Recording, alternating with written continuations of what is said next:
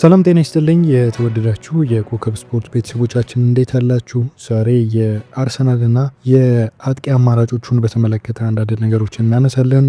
ከጉዳት የተመለሰው ጋብሪኤል ሄሱስ በኢንተር ሚላኑ ጨዋታ በጣም ደምቆ እንዳመሸ ተመልክተናል። አሁን የቪክተር ዮኬሬሽ እና የእሱም ፉክክር ይጠበቃል።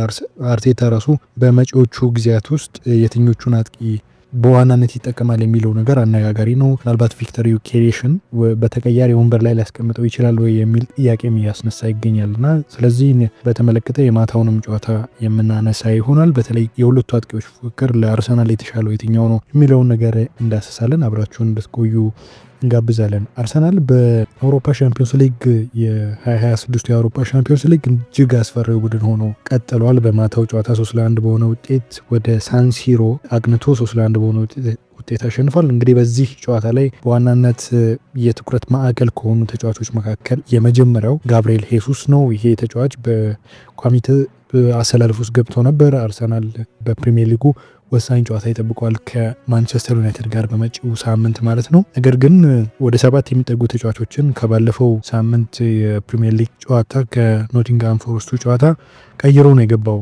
አርቴታ እንደምታውቁት እንደተመለከት ነው እና አሁን በትላንትናው ጨዋታ ላይ ግን የፊት መስመሩን የመራው ተጫዋች በጣም ደምቆ አምሽቷል። 2 ግቦችን ማስቆጠር ችሏል። አንዳንድ ቁጥራዊ መረጃዎቹንም ስትመለከቱ ጋብሪኤል ሄሱስ እጅግ አስደናቂ ምሽት እንዳሳለፈ መናገር አይከብድም። በተለይ ደግሞ ያደረጋቸው ሩጫዎችም ቢሆን ያሸነፋቸው ኳሶችም ያሸነፋቸው ዱዌሎች በጣም አስገራሚ ነበሩ። ወደ 75 ደቂቃ ነው እንግዲህ የተጫወተው። በ75 ደቂቃ ውስጥ 2 ኢላማውን የጠበቀ ሙከራ አድርጎ ግብ ማስቆጠር ችሏል። 2 ግብ ማለት ነው እና 28 ተቾችን አድርጓል እና ይሄ ቀላል የሚባል አይደለም። በተለይ ከጉዳት ለ11 ወራት ከጉዳት ቆይቶ ከመጣ ተጫዋች ብዙም እንበዛ ማንጠብቀው አይነት እንቅስቃሴ ነው ያሳየው ጋብሪኤል ሄሱስ። ከዛ ከቪክተር ዮኬሬሽ ጋር ተቀይሮ ወጥቷል እንደተመለከታችሁት ጨዋታው ላይ እና በቀጣዮቹ ጊዜያት የአርሰናል የአጥቂ አማራጭ ምን ሊሆን ይችላል የሚለው አነጋጋሪ ነገር እየሆነ ነው። ምክንያቱም ትናንት ያሳየው ብቃት ከዛ ቪክተር ዮኬሬሽ ደግሞ በውድድር ዓመቱ ያስቆጠረው የግብ መጠን 5 ነው እንደምታውቁት።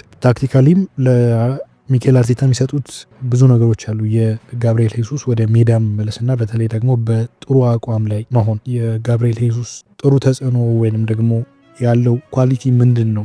የሙቭመንት እንቅስቃሴ የሚያደርጋቸው እንቅስቃሴዎች በጣም የሚገርሙ ናቸው። ወደ መስመር ወጥቶ መጫወት የሚችል ተጫዋች ነው እና እኝን ለአርሰናል ይበልጥ የማጥቃት ዳይናሚዝም የሚሰጡ አይነት አጥቂ እንደሆነ እናውቃለን። በትናንትናው ጨዋታ ዳግም ተወልዷል ማለት ይቻላል። ጋብሪኤል ሄሱስ የመሀል አጥቂ ብቻ ሳይሆን ወደ ክንፍም እየወጣ የሚጫወት ከዛ ደግሞ ወደ መሀል ሜዳም ደግሞ እየተመለሰ የሚጫወት ልክ ቦቢ ፌርሚኒዮ በሊቨርፑል ቤት ያደርግ እንደነበረው ለአርቴታ ትልቅ የአጥቂ አማራጭ ሆኖ ማገልገል የሚችል ነው። ወደፊተኞቹ ጨዋታ አርሰናል በመጪው ሳምንት ወሳኝ ጨዋታ ይጠብቀዋል። ማንቸስተር ዩናይትድን ይገጥማል። ይሄ ጨዋታ እጅግ ወሳኝ ነው። ሊጉን በ7 ነጥብ እየመራ እንደሆነ እናውቃለን። ይህንን ጨዋታ ማሸነፍ ምን አይነት ራሱ አርሰናልም ያለበትን አቋም በሚገባ የሚፈትሽበት ነው ተብሎ ይጠበቃልና አሁን ዋይኒ ሩኒ አንድ አስተያየት ሲሰጥ ነበር ማንቸስተር ዩናይትድ ጨዋታ በፊት። አሁን ለምሳሌ ከትላንቱ የጨዋታ እንቅስቃሴ በኋላ መሰለፍ አለብኝ የሚል ጥያቄ ላነሳ እችላለሁ እኔ ጋብሪኤል ሄሱስን ብሆን የሚል ነገር አንስቷል ዋይኒ ሩኒ የቀድሞው የማንቸስተር ዩናይትድ ተጫዋች ማለት ነው እና የቪክተር ዮኬሬሽንም አሁን ያለበትን አቋም ታሳቢ በማድረግ ነው እንግዲህ አሁን ይሄ ተጫዋች መሰለፍ አለበት መሰለፍ የለበትም የሚል ነገር የሚነሳው። እንደምታውቁት ቪክተር ዮኬሬሽ በክረምቱ የተጫዋቾች የዝውውር መስኮት ትልቅ ገንዘብ ቶበት የመጣ ተጫዋች እንደሆነ እናውቃለን። በ20 ጨዋታ እስካሁን ያስቆጠረው ግብ 5 ነው።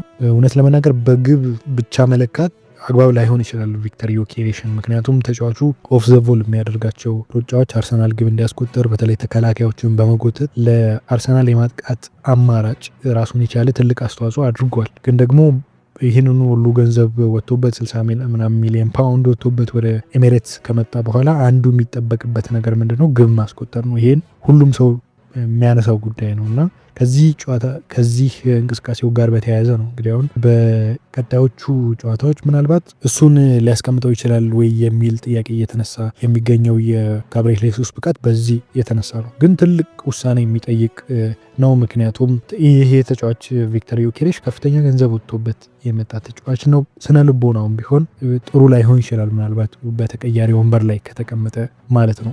አሁን ግን አርሰናል ስንመለከተው በተለይ ከጉዳት የመጡ ተጫዋቾችንም ስንመለከት ካይ ሃቨርትዝ አሁን በትላንቱም የተቀያሪ ወንበር ላይ እንደነበር እናውቃለን። አሁን የተለያዩ ጥሩ አማራጮችን አርሰናል እያገኘ ነው። በተለይ በአጥቂ መስመር ላይ ሃቫርትዝ ተመልሷል። አሁን ይሄ ቡድን አውት ኤንድ አውት በሆነ አጥቂ መጫወት ቢፈልግ ቪክተር ዮኬሬሽን ማሰለፍ ይችላል። የተወሰነ ሙቭመንት ያለው ወደ መሀል የሚሳብ ከኳስ ጋር ጥሩ የሆነ ከኳስ ጋር ምቾት የሚሰማው አይነት ተጫዋች ቢፈልግ ደግሞ ጋብሪኤል ሄሱስን ማሰለፍ ይችላል።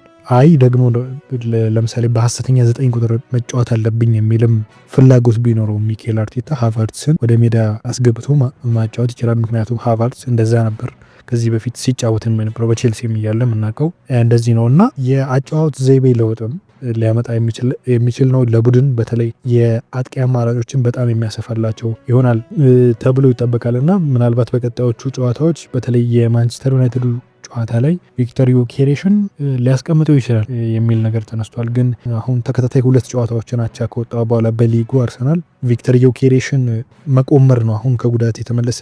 በትላንቱ ጨዋታ እርግጥ ጥሩ እንቅስቃሴ አድርገዋል ጋብሪኤል ሄሱስ፣ ነገር ግን ይሄንንም ማድረግ መቆመር ነው የሚሉ አንዳንድ ሰዎች አሉ። ከጨዋታው በኋላ ራሱ አስተያየት ሰጥቶ ነበር ሚኬል አርቴታ ጋብሪኤል ሄሱስን በጣም ስንናፍቀው ነበርና ስለተመለሰ በጣም ደስ ብሎናል። ይሄ አይነት ነገር የቡድኑን ስነ ልቦና በጣም ከፍ የሚያደርግ ነው። አሁን በተለያዩ ቦታዎች መጫወት የሚችሉ ፕሮፋይል ያላቸው ተጫዋቾች አሉን። በክንፍ መስመርም ይህንን ተጫዋች በማግኘታችን በጣም ደስተኛ ነን እና ወደፊትም ደግሞ ይህንን ቲም ይዘን በጣም የተሻለ መንቀሳቀስ የምንችልበት እድል አለ የሚልም ነገር ከጨዋታው በኋላ አንስቷል ራሱ ሚኬል አርቴታ ማለት ነው። እና የጋብሪኤል ሄሱስ ኮንትራት በ2027 ይጠናቀቃል እና በክለቡ ያለው በጣም ፋንታም እውነት ለመናገር አይታወቅም።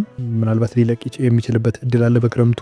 ግን ደግሞ እንደዚሁ ግብ እያስቆጠረ የሚቀጥል ከሆነ በተለይ ዋጋውም በትልቁ ሊያሻቅብ የሚችልበት ሁኔታ አለ። ምክንያቱም ተጫዋቹ በዚህ ግብ ማስቆጠር ሪከርድ የሚቀጥል ከሆነ ማለት ነው። ጋብሪኤል ሄሱስም ከጨዋታው በፊት አንድ ኢንተረስቲንግ ቃለ ምልልስ አድርጎ ነበር።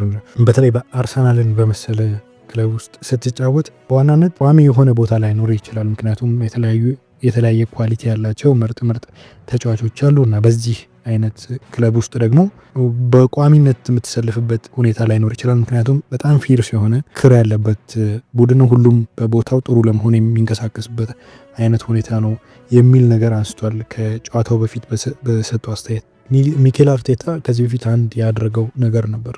ኖኒ ማዱዋኬ ታስታውሱ እንደሆን ከክለብ ብሩዥ ጋር ባደረገው ጨዋታ እንዲሁ ጥሩ ተንቀሳቅሶ ነበር። በተለይ 2 ግብ አስቆጥሮ በቀጣዩ የሊግ ጨዋታ ጥሩ እንቅስቃሴ ያደርጋል ተብሎ በቋሚ አሰላለፍ ውስጥ ሊያስገባው ይችላል የሚሉ ነገሮች ሲነሱ ነበር። ግን አርቴታ እንዲህ አይነት ውሳኔ አልወሰንም። ያኔ በኖኒ ማዱዋኬ በሻምፒዮንስ ሊግ ጨዋታ 2 ግብ አስቆጥሮ በቀጣዩ የሊግ ጨዋታም ተቀያሪ ወንበር ላይ እንዳስቀምጠው እናስታውሳል። እና ምናልባት ይህንን አይነት ቦልድ ዲሲዥን በቀጣዮቹ ጊዜያት ላይወስድ ይችላል የሚል ነገር ማንሳት ይቻላል። ግን ሁለቱ ተጫዋቾች በቀጣይ ጊዜያትም ቪክተር ዮኬሬሽ እየተንቀሳቀሰ ባለበት ሁኔታም በተለይ ደግሞ ከኳስ ውጭ የሚያደርጋቸው እንቅስቃሴዎች ጥሩ ናቸው። ነገር ግን ቡድኑን በግብ ማስቆጠር ረገድ ብዛም እያገዘው ባለመሆኑና ደግሞ በተለይ አንዳንድ የአርሰናል ደጋፊዎችና አድናቂዎችም የሚያነሱት ነገር ይሄ ነው። በጣም ስፖርት ላይት በስቶበታል በቪክተር ዮኬሬሽ በእርግጥ። ነገር ግን ደግሞ ግብ በማስቆጠር ረገድ ይሄ አሁን ጋብሪኤል ሄሱስ ትላንት ያደረገው እንቅስቃሴ ለቪክተር ዮኬሬሽ ራሱ እንደ ስጋት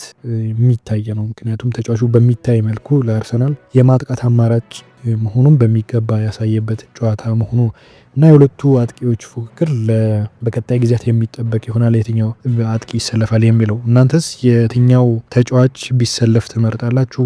ከሁለቱ ተጫዋቾች የትኛው የተሻለ ነው የሚለውን በአስተያየት መስጫ ኮመንት ሳጥኑ ላይ አስቀምጡ። የተከበራችሁ የኮከብ ስፖርት ቤተሰቦቻችን ለዛሬ ያዝነው ይሄ ነው። በሌላ ጊዜ በሌሎች ጉዳዮች እንገናኛለን። መልካም ጊዜ ይሆንላችሁ።